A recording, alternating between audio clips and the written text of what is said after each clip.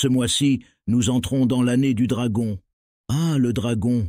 Difficile de ne pas lier cette fière créature au folklore chinois, tant il y est présent. Dans la mythologie, l'iconographie, jusque dans la pratique de la médecine traditionnelle. Pour de nombreuses autres cultures, surtout occidentales, le dragon est souvent représenté comme une créature redoutable, associée au danger, à la destruction et au mal. Mais en Chine, cet animal fabuleux est perçu de manière plus positive. Il est pour nous un symbole de puissance, de prospérité, de chance et de longévité. Dans ce contexte, il pourrait tout à fait être associé à la santé, car après tout, cette dernière découle naturellement d'un mode de vie sain et de conditions de vie favorables. Dans la culture chinoise, le dragon incarne la force et la sagesse. Il est non seulement une créature de légende, mais aussi la métaphore vivante des principes qui régissent notre existence par son lien direct avec le foie, sorte de chef d'orchestre des organes, qui commande à l'équilibre énergétique du corps. Il existe en effet un lien profond entre eux. Un foie en bonne santé favorise la libre circulation du qi ou énergie vitale dans le corps, contribuant à sa santé, son équilibre énergétique, ainsi qu'à la vitalité et à la régénération. Son sens de circulation consiste à aller vers le haut, à se répartir uniformément alentour. On dit qu'il s'écoule dans le reste du corps et qu'il libère l'énergie vitale pour la distribuer ensuite à l'organisme dans son intégralité. Comme un grand serpent remonte le fleuve, les ondes dans son sillage venant ensuite irriguer le rivage. La médecine traditionnelle chinoise considère que c'est bien le foie qui organise, par son action distributrice d'énergie, toutes les fonctions métaboliques du corps. À la manière, donc, d'un général d'armée qui donne l'ordre au qi d'aller dans telle ou telle direction avec plus ou moins d'intensité. C'est pour cela qu'il est aussi associé à l'idée de courage, d'esprit d'initiative et de pouvoir de décision, des capacités facilement imputables au dragon. Le foie joue un rôle dans la transformation des substances essentielles, contribuant à la croissance, au renouvellement cellulaire et à la régénération. Ainsi, tout comme le printemps est la saison du renouveau pour la nature, à l'image du dragon qui mue, perd ses écailles et fait peau neuve, le foie symbolise donc le bon déroulement des cycles biologiques de l'organisme. Il se trouve par ailleurs que le dragon lui aussi est relié au printemps. Et ce n'est pas un hasard. Tout est lié. Dans notre corps, le foie est comme un dragon qui veille silencieusement sur nous. Il régule la circulation du qi et du sang, assurant ainsi l'équilibre et la santé de l'ensemble de l'organisme. Lorsque le foie fonctionne harmonieusement, lorsque le qi circule en nous comme un dragon pourfend le ciel en planant, il favorise la vitalité, la clarté d'esprit et l'équilibre émotionnel. Mais qu'arrive-t-il lorsque ce dragon est contrarié? Le dragon, avec ses caractéristiques à la fois yin, calme et féminin, et yang, masculin et actif, est en effet une créature au double visage. À la fois sage et impulsif, c'est un reptile au sang froid, mais qui crache du feu, qui regarde fixement et paraît paisible, mais peut subitement s'emporter et tout détruire sur son passage, à l'image des colères violentes générées par le foie. Dans la mesure où le foie fait circuler le qi dans le reste du corps, le moindre stress, le moindre déséquilibre physiologique ou psychique peut bloquer ce flux énergétique. Il se retrouve alors emprisonné dans le foie, s'accumule, jusqu'au moment où il explose. La colère éclate alors, emportant tout ce qui était enseveli avec le dragon en nous, le faisant jaillir au grand jour sous la forme d'un souffle ravageur. Dans notre sagesse, nous voyons cela comme un dragon qui s'agite et tempête, dont les mouvements tumultueux perturbent l'harmonie de notre être tout entier et fait de nous, en modifiant négativement notre comportement, une sorte de bête sauvage incontrôlable. Un foie dysfonctionnel fera remonter par vagues nos émotions refoulées. La médecine traditionnelle chinoise parle alors de surpression du foie, qui peut très facilement se faire sentir par de grandes tensions internes et une sorte d'anxiété sourde, mais permanente. Deux voies sont possibles pour la manifestation de cette colère. Si l'énergie libérée brutalement s'écoule vers le haut, ce sont les éclats de voix, les gestes brusques. On bombe le torse et on crache du feu, tel un dragon. Mais si cette énergie explose en sens inverse, Tout se passe alors en interne et votre colère se retourne contre vous sous la forme de maux d'estomac accompagnés souvent de reflux acides, d'atteinte de la rate, de mauvaise digestion, de ballonnement, de diarrhée ou de selle molle. Le foie est en effet extrêmement sensible. Dès qu'une émotion nous traverse, il est le premier organe averti par le cerveau. Il s'agite alors à la hauteur de la force de l'émotion. On comprend de fait à quel point il est important de prendre soin de son foie en période de stress pour préserver son capital santé et équilibrer ses ressentis. L'énergie du foie étant avant tout expansive, elle nous pousse à vouloir affronter le monde et créer des liens avec notre environnement et nos semblables. Le foie et son méridien, ou canal au travers duquel circule son énergie, deviennent ainsi les vecteurs de notre capacité à affirmer notre individualité et notre point de vue, notre capacité à résister en cas de contrariété ou au contraire, à correctement nous stimuler. Les personnes créatives ont de fait un foie particulièrement actif, avec ceux que cela peut aussi engendrer de troubles hépatiques en cas de blocage. Car le foie supporte mal la contrainte et la négativité. Si elles empêchent le qi de circuler librement, le foie s'enraye et dysfonctionne, et les conséquences ne sont pas uniquement psychiques, elles sont aussi physiologiques. Inflammation et sensation de gonflement et de lourdeur interne au niveau du ventre et des côtes, lourdeur qui peut irradier jusque dans la cage thoracique avec sensation d'oppression, jaunisse ou troubles digestifs de type ballonnement, aérophagie, nausées, constipation et sentiment de pesanteur handicapante après les repas. Chez les femmes, un blocage du qi au niveau du foie se manifestera par des troubles menstruels avec irrégularité du cycle, syndrome prémenstruel prononcé, et peut aller jusqu'à nuire à la libido en provoquant une sécheresse intime et une perte de désir sexuel. Des maux de tête au niveau temporal peuvent être un signe de blocage hépatique du qi, tout comme une sécheresse oculaire accompagnée de rougeur. En médecine traditionnelle chinoise, la façon dont les symptômes se manifestent dans le corps peut parfois être conceptualisée par l'imagerie du dragon, en particulier en ceux qui concernent les mouvements du qi.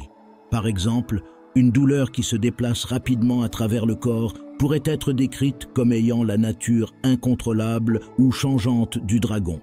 Psychiquement, il se produit une sorte de cercle vicieux dans lequel l'énergie vitale liée au foie peut complètement se bloquer lorsque la personne est contrainte d'étouffer sa personnalité par obligation familiale ou professionnelle. Son individualité est alors alourdie par le sentiment de ne pas être respectée, d'être dévalorisée ou même humiliée. Et un foie endolori exacerbera encore davantage ces sensations, aggravant peu à peu l'état de santé de l'individu. Dès lors, et faute de pouvoir s'exprimer et laisser son énergie circuler vers l'extérieur, la personne voit son qi se retourner contre elle et se stocker dans son foie, où, comme il a été dit précédemment, il sera stocké de manière progressive et finira par exploser sous effet de trop-plein. C'est alors la crise de colère dans toute sa splendeur, une colère teintée d'amertume, de ressentiment, d'expression de frustration profonde et parfois de culpabilité, ou d'un sentiment insupportable d'impuissance et d'injustice subie. Le foie est intimement lié à la vésicule biliaire. Or, cette dernière gère notre capacité de jugement et notre faculté à prendre des décisions claires et tranchées et à planifier notre vie correctement. La colère est mauvaise conseillère. Elle nous pousse sur le moment à prendre de mauvaises décisions et aller dans de mauvaises directions, quitte parfois à nous mettre en danger ou à dire des choses que nous regrettons par la suite, essentiellement à cause de ce dysfonctionnement. À l'inverse, les personnes dont le qi du foie est équilibré font d'excellents dirigeants et décideurs et ont une vision claire de la voie à suivre dans leur travail comme dans leur vie. Le foie est également lié à la planification et aux rêves, reflétant l'aspect visionnaire et l'intelligence du dragon. Or, la colère nous aveugle et nous éloigne de la sagesse et d'une vision claire des choses et des événements. La dualité du dragon s'exprime ici avec clarté, car le dragon symbolise la force, la sagesse et la bonne fortune pour les Chinois. Et son potentiel destructeur n'a d'égal que sa capacité à nous guider vers l'équilibre spirituel et émotionnel. nous aidant ainsi à surmonter les défis et à atteindre un état de bien-être complet, en éliminant en nous le négatif et le mauvais. Tout comme le foie purifie l'organisme en filtrant puis rejetant par les voies naturelles tout ce qui le pollue. En médecine traditionnelle chinoise, l'équilibre entre le yin et le yang est essentiel pour maintenir une santé optimale. Il faut donc harmoniser ces deux énergies pour faire de son dragon intérieur, son foie, une créature paisible et pourvoyeuse de bienfaits pour la santé. Cette année est celle du dragon de bois. Cette dernière considération nous rapproche plus de l'astrologie et de certains systèmes de croyances dont il n'est pas question ici. Concentrons-nous uniquement sur ce que la médecine traditionnelle chinoise nous apprend sur cet animal et son lien symbolique avec notre royaume intérieur. Pourtant, il se trouve, par un heureux hasard, que le bois est l'élément associé au dragon, tout comme au printemps et tout comme au foie. Encore une fois, tout est lié. Selon la théorie des 5 éléments, l'eau, la terre, le feu, le bois et le métal, qui sont utilisés pour décrire les interactions entre les différentes forces énergétiques du corps et celles de la nature, le dragon est souvent associé à l'eau et au bois, 2 éléments représentant ainsi la flexibilité, la purification et le renouveau cyclique. Ces éléments sont essentiels pour maintenir l'équilibre et la santé dans le corps, à l'image du renouvellement cellulaire et des capacités de filtration, puis de détoxification du foie. Or, l'élément bois est associé principalement au foie. Cet organe est considéré comme ayant des caractéristiques communes avec le bois. Ce dernier symbolise la croissance et la circulation ascendante de la sève, tout comme le foie est considéré comme un organe régulant la circulation du qi du bas vers le haut et celle du sang dans tout le corps. Le foie assure le bon déroulement de ses fonctions parallèlement à la manière dont un arbre en croissance se déploie. L'élément bois est quant à lui associé à la saison du printemps. Cette saison est considérée comme un moment de renouveau et de développement, ce qui correspond à la nature expansive et régénératrice de l'énergie du foie et celle du dragon. Dans le cycle de génération des 5 éléments, le bois génère le feu, comme un arbre alimente un feu, où le dragon crache des flammes. Il contrôle également la terre. Le bois peut être utilisé pour contenir la terre, et le dragon est connu chez nous pour déclencher des raz-de-marée ou des tremblements de terre, ou au contraire, maintenir l'équilibre des éléments, quand il est sage. Mais le bois est contrôlé par le métal, comme une hache coupe un arbre, ou le dragon pouvant être maîtrisé par le guerrier. Ainsi, le dragon, avec sa nature dynamique et puissante, peut être vu comme une manifestation de l'énergie bois à son plus haut degré. La vitalité, le déploiement et le mouvement associés à l'élément bois sont des qualités qui caractérisent également le dragon. Mais alors, comment pouvons-nous espérer prendre soin de son foie et de son élément bois si jamais nous constatons un éventuel déséquilibre? L'acupuncture, tout d'abord. En piquant ça et là le dragon sur le méridien du foie, on peut ainsi espérer le forcer à corriger sa trajectoire et rétablir la bonne voie de circulation du qi. En médecine traditionnelle chinoise, nous avons coutume de dire que manipuler ce méridien revient alors à chevaucher le dragon, c'est-à-dire maîtriser, diriger et équilibrer le flux d'énergie vitale qu'il représente. Les méridiens associés au foie sont par ailleurs censés suivre des trajectoires qui reflètent les sillons du bois et ses qualités, comme la flexibilité et la capacité à se répandre. Des points d'acupuncture précis et spécifiques peuvent être utilisés pour traiter les déséquilibres liés au foie.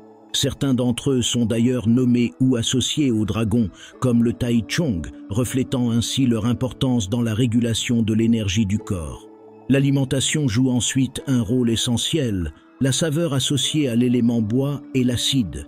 L'intégration d'aliments au goût acide à chaque repas peut être recommandée pour équilibrer l'énergie du foie. Un rééquilibrage alimentaire favorisant la juste mesure des apports et évitant les aliments trop gras ou épicés, ceux qui nuisent le plus au foie, peut également contribuer à préserver sa santé. Dans notre philosophie, certains aliments sont particulièrement bénéfiques pour le foie. Les légumes verts, par exemple, sont considérés comme nourrissants pour cet organe, tout comme les aliments amers qui peuvent stimuler sa fonction. La pratique du Qigong paraît à mon sens indispensable. Certaines pratiques de méditation et d'exercice, mouvements ou postures sont nommées d'après le nom du dragon. Et ce n'est pas pour rien. Cette gestuelle particulière vise à imiter la fluidité et la puissance du dragon pour renforcer le chi et améliorer la santé. Nous favorisons ainsi une connexion profonde entre le corps et l'esprit. Des pratiques méditatives spécifiques peuvent inclure la visualisation du dragon comme moyen de concentrer l'esprit et de diriger l'énergie dans le corps.